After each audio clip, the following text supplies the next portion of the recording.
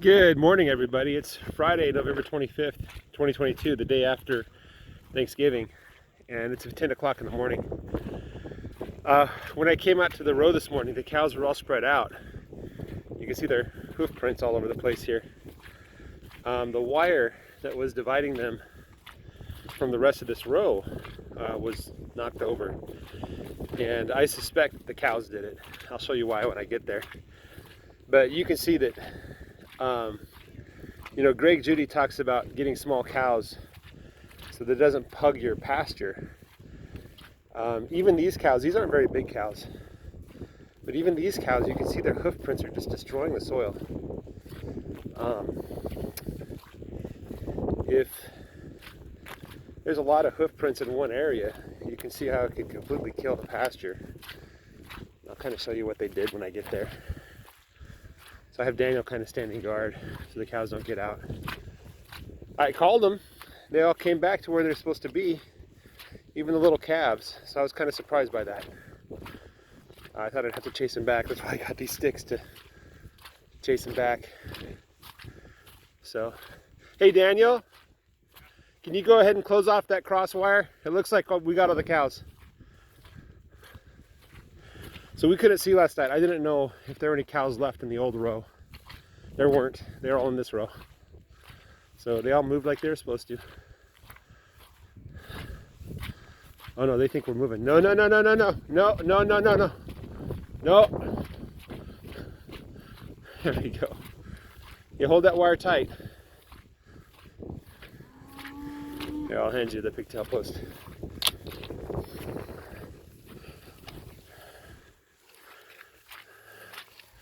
Let's get some distance. There we go. Oh wow, that ground is really soft. Here. All right, lock it down. Not too tight.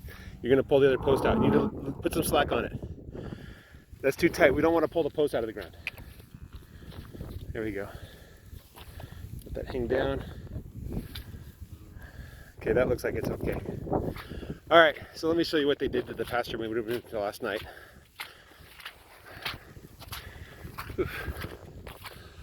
First, you guys all want to see the cows.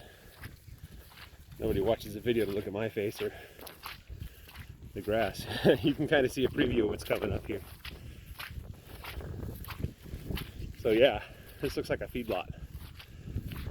You can see why they were eager to move this morning. If I were a cow, I'd probably cross the wire too. And they destroyed this area. It's gone. Hopefully the roots remain on the grass. That's just a hope. Hope it's not a vain hope. I need to tighten up this wire. It's loose. But you could see all that they did. Their little hooves just beat the ground. Turned it into a giant mud bowl. There's some spots that aren't too bad, but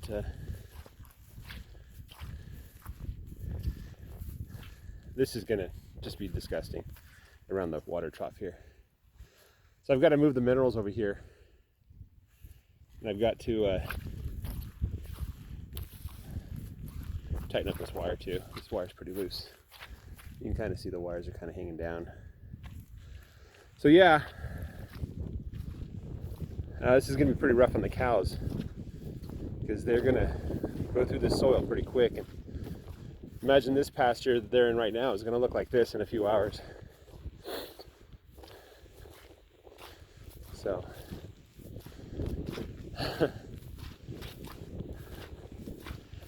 yeah, the rain is good, but has side effects. And I'm told that this area that I live in gets a good amount of rain every year. And this is pretty typical, these muddy pastures. It dries out in the summer a little bit, but mostly it's just muddy pastures. So, yeah. All right, cows. That one's still nursing on 24. At some point you have to grow up, kid. You know, at some point. Maybe that's why 24 is not doing so well. It'll be the same for 20. That's why she wasn't doing so well. That's number 6, Blue. Number 19. Number 19's a trooper. She's just working quietly behind the scenes, doing her cow things. That's one of my oldest calves. I can tell because she doesn't have a tag. So she was born last July or August.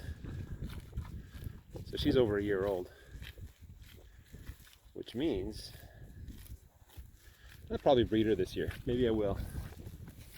In June. I'll breed her in June. That should be old enough. So my oldest heifers will get bred in June. I haven't decided if I'm doing a bull or AI. I should probably talk with the vet and with another cattle rancher that has bulls about AI. The idea of keeping bulls separate from cows for me is a very difficult concept. I just don't see myself doing well with it. And the idea of renting a bull, well, you know, there again, that's everybody wants to breed in June, right? Well, people that want spring calves do. And so that's like the high demand peak period for a bull. So it just makes sense. AI makes sense in a lot of ways. It solves a lot of problems. Logistic problems. So that's what I'm thinking about. Anyway, that's the story on the cows and the rain. So we got about 3 inches total since Wednesday evening. So Wednesday evening, that's when the storm started. Lightning and thunder and wind and rain, and all throughout Thanksgiving. There was a little bit of flooding in some parts of northeast Texas. The usual spots that flood when it rains a little bit. I'm